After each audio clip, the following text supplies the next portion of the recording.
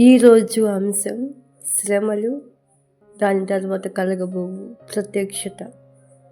రోమపత్రిక 8వ అధ్యాయము 18-19 వచనాలు. మన ఎడల ప్రత్యక్షం కాబోవు మహిమ ఎదుట ఇప్పటి కాలపు శ్రమలు ఎన్నతగినవి కావని ఎంచుచున్నాను. దేవుని కుమారుల ప్రత్యక్షత కొరకు సృష్టి మిగుల ఆశతో తేరి చూచుచూ కనిపెట్టుచున్నది. చాలామంది అనుకునే విషయం ఏమిటంటే, యేసుక్రీస్తు ప్రభువుని స్వంత రక్షకునిగా అంగీకరించి రక్షించబడితే, లేదా దేవుని మందిరానికి వెళ్తే, ప్రార్థిస్తే శ్రమలు తొలగిపోతాయి, వారికి చక్కటి మంచి ఆనందకరమైనటువంటి జీవితం ఎల్లప్పుడూ ఉంటుంది, ఆశీర్వాదాలు వస్తాయి అని అనుకుంటూ ఉంటారు. అయితే ఫిలిప్పీలకు రాసిన పత్రిక 1వ అధ్యాయము 30వ వచనంలో ఇలాగుంటుంది: క్రీస్తునందు విశ్వాసం ఉంచుట మాత్రమే గాక ఆయన పక్షమున శ్రమ పడుటయు ఆయన పక్షమున మీకు అనుగ్రహింపబడెను. ఈ లోకము సాతాను దాసత్వం కింద ఉందని మనం మర్చిపోకూడదు.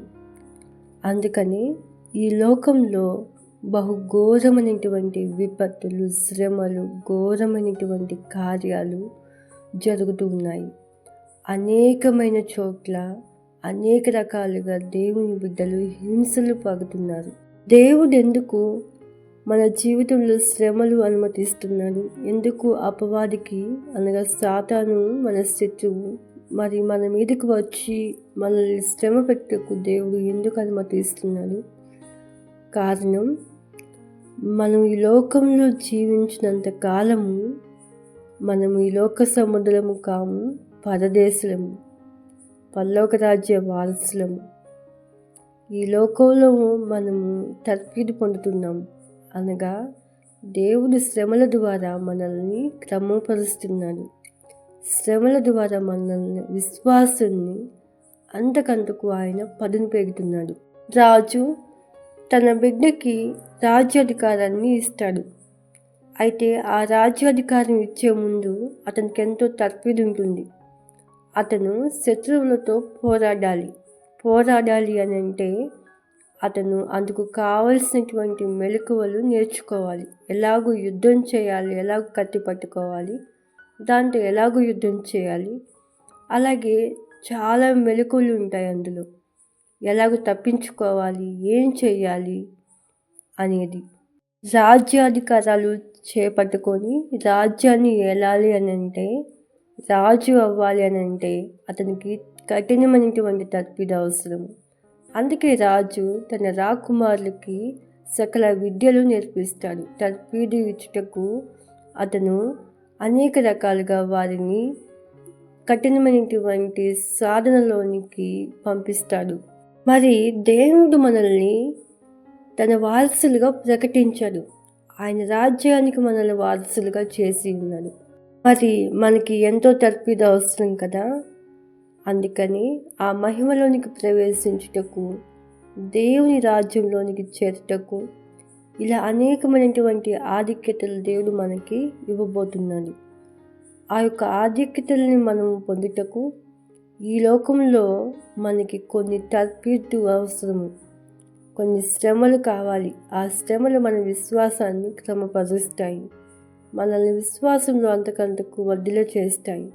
శ్రమల ద్వారా ప్రభువైన యేసుక్రీస్తు గుణలక్షణములు మన యందు కనపడతాయి. ఒకవేళ మనము అందులో విఫలమయ్యామంటే ప్రభువైన యేసుక్రీస్తు యొక్క సంపూర్ణమైన గుణలక్షణములు మనలో లేవని అర్థము. అందుకని దేవుడు యేసుక్రీస్తు ప్రభువుని ధరింప చేసుకొని ఆయన గుణలక్షణములను మనల్ని చూడాలనుకుంటున్నాను. శ్రమ మన ఓర్పు, సహనము, మంచితనము, దయాళుత్వము, దాతృత్వము, ఇలా అనేకమైనటువంటి దేవుని క్రియలు మనలో కనపడతాయి. కనుకనే శ్రమలు మనకి అవసరము. చూడండి, 1వ పేతురు 4వ అధ్యాయము 1వ వచనము: క్రీస్తు శరీరమందు శ్రమపడెను గనుక మీరును అట్టి మనస్సును ఆయుధంగా ధరించుకొనుడి. యేసుక్రీస్తు ప్రభు వారిని హింసించుచుండగా, ఆయన్ని కొట్టుచుండగా, బాధించుచుండగా, అవమానపరచుచుండగా, పిడిగుద్దులు గుద్దుచుండగా ఆయన కొరడాలతో కొట్టుచుండగా, సిలువ వేయుచుండగా, ఆయన బహుఘోరమైనటువంటి హింసలు పెట్టుచుండగా ఆయన మారు మాట్లాడలేదు. మన కొరకై ఆయన సమస్తమును ఓర్చుకొని ఉన్నాడు, భరించి ఉన్నాడు. అందులో ఆయన ఓర్పు, మంచితనము, దయాళుత్వము, ప్రేమ, నమ్మకము, ఇలా ఆయన సంపూర్ణమైనటువంటి దేవుని గుణలక్షణములు కలిగిన వాడుగా, ఆయన మన కొరకే ప్రాణం పెట్టేంత ప్రేమించువాడిగా కనపరుచుకొని ఉన్నాడు. ఆయన శరీరమందు మన కొరకే శ్రమపడి ఉన్నాడు. మరి సంపూర్ణమైన యేసుక్రీస్తు గుణలక్షణములు మనలో అగ్గుపడుటకు మనకి శ్రమలు ఎంతో అవసరము. అవి మనల్ని సంపూర్ణమైన యేసుక్రీస్తులోని గుణలక్షణములు కలిగి జీవించుటకు అవి తోడ్పడతాయి. ఫిలిప్పీయులకు రాసిన పత్రిక 1:30 అందుకని ఈ మాట ఉంటుంది, క్రీస్తు నందు విశ్వాసం ఉంచటం మాత్రమే కాదు, ఆయన పక్షమున శ్రమపడటయు ఆయన పక్షమున మనకు అనుగ్రహింపబడింది. యేసుక్రీస్తు ప్రభువారు మన కొరకై ఆయన శిలువ శ్రమలు భరించి ఉన్నారు. ఆయన మనల్ని ప్రాణం పెట్టేంతగా ప్రేమించి ఉన్నారు. మనము కూడా ఆయనను మన ప్రాణం ఇచ్చేంతగా ప్రేమించబద్దులమై ఉన్నాం. ఇది సరైనదే కదా. మరి యేసుక్రీస్తు ప్రభు నామందు విశ్వాసం ఉంచడం మాత్రమే కాదు, ఆయన కొరకే శ్రమ పడటయు మన బాధ్యత ఉన్నది. మరొక విషయము, యేసుక్రీస్తు ప్రభు బిడ్డగా చేయబడిన మనల్ని అపవాది అనగా సాతాను ఊరికనే వదిలిపెట్టడు. వాడు అనేక రకాలుగా మనల్ని దేవునికి దూరం చేయటకు, క్రీస్తు నుండి దూరం చేయటకు మనల్ని అనేక రకాలుగా శోధిస్తూ ఉంటాడు, భయంకరమైనటువంటి దాడి చేస్తూ ఉంటాడు. కానీ ప్రభువు నమ్మదగిన వాడు. ఆయన మనకు తోడుగా ఉండి ప్రతి ఒక్క విషయంలోనూ, ప్రతి ఒక్క శ్రమలోనూ మనకు తోడుగా ఉండి మనతో నడుస్తాడు, మనకి జయం ఇస్తాడు. దేవుని సహాయం లేకుండా మనము సాతానుతో పోరాడలేము. అందుకే యాకోబు రాసిన పత్రిక 5వ అధ్యాయము 13వ వచనంలో ఉంటుంది, మీలో ఎవరికైనాను శ్రమ సంభవించిన అతడు ప్రార్థన చేయవలెను. ప్రార్థన ద్వారా మనము శక్తి పొందుతాము, బలము పొందుతాము. అపవాదిని ఎదిరించుటకు, పోరాటకు, జయించుటకు మనకి ప్రార్థన ఎంతగానో సహాయం చేస్తుంది. ప్రార్థనలో అంత శక్తి ఉంది. అలాగే దేవుని వాక్యము మన శ్రమల్లో మనకి ఎంతో ధైర్యాన్ని ఇస్తుంది. 1వ పేతురు 4వ అధ్యాయము 12వ వచనము, ప్రియులారా, మిమ్మల్ని శోధించుటకు మీకు కలుగుచున్న అగ్ని వంటి మహాశ్రమను గూర్చి మీకేదో ఒక వింత సంభవించినట్లు ఆశ్చర్యపడకుడి. క్రీస్తు మహిమ బయలుపరచబడినప్పుడు మీరు మహానందముతో సంతోషించు నిమిత్తము క్రీస్తు శ్రమలలో మీరు పాలివారైనంతగా సంతోషించుడి. క్రీస్తు నామము నిమిత్తము మీరు నింద పాలైన ఎడల మహిమా స్వరూపి అయిన ఆత్మ అనగా దేవుని ఆత్మ మీ మీద నిలుచుచున్నాడు గనుక మీరు ధన్యులు. చూడండి, కలుగుతున్నటువంటి శ్రమలను బట్టి అయ్యో ఎంత ఘోరం జరిగిపోతుంది, ఎంత బాధగా ఉంది, ఇది ఏంటి ఇలాగ సంభవిస్తుంది అని ఆశ్చర్యపోవద్దు, భయపడవద్దు. దేవుని వాక్యం ఎంతగానో బలపరుస్తుంది. మనం ఎదుట ప్రత్యక్షం కాబోయేటువంటి, మన యందు ప్రత్యక్షం కాబోయే ఆ మహిమ చాలా గొప్పది. అందులో మనం నిరంతరము దేవునితో సదాకాలము ఆనందిస్తాము, సదాకాలము దేవునితో సంతోషిస్తాము. దేవుని సన్నిధిలో మనం ఉంటాము. మనకి ఇక శ్రమలు ఉండవు, బాధ ఉండదు, ఏడుపు ఉండదు, నిత్యము ఆనందమే. దేవునితో కూడా మనము నిత్యము సదాకాలము రాజ్యం చేయబోతున్నాము.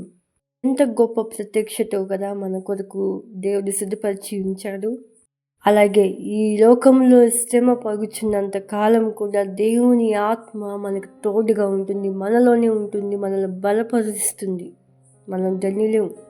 చూడండి, ఇటు ధన్యత అనేక మందికి లేదు. వారు అనుకుంటున్నారు ఈ లోకంలో వారు ధన్యులు, సమస్తం వాళ్ళు కలిగి ఉన్నారు, వాళ్ళకి సుఖ సంతోషములు ఉన్నాయని. కానీ వారికి ఒకవేళ వారి జీవితంలో యేసుక్రీస్తు ప్రభు వారు లేని ఎడల వారు సంపాదించిందంతా వ్యర్థమే. వారి సుఖ సంతోషములన్నీ తాత్కాలికమే, శాశ్వతమైనవి కాదు. చూడండి, అపోస్తలుడైన పౌలు గారు ఒక చక్కని మాట అంటారు.